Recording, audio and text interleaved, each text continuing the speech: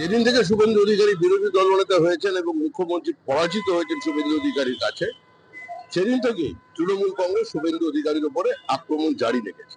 বহুবার তার গাড়ির উপরে আক্রমণ করা হয়েছে। এখন নির্বাচন এগিয়ে এসছে, যেখানে রাজ্যের মুখ্যমন্ত্রী নিজেই ঝাঁপিয়ে পড়ছেন ইডি অফিসারদের উপর থেকে, তাদের থেকে ফাইল ছিনতাই করছে। তো সে রাজ্যে এই সমস্ত তৃণমূল কংগ্রেসের কর্মীরা অনুপ্রাণিত হয়ে আজকে বিরোধী দলনেতাকে আক্রমণ করছে।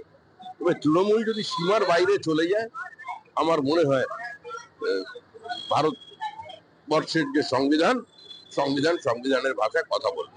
খুশি তৃণমূল কংগ্রেস প্রত্যাঘাত করেনি, তৃণমূল কংগ্রেস থাকবে না, তৃণমূল কংগ্রেস চলে যাচ্ছে, তৃণমূলের পরাজয় অনিবার্য।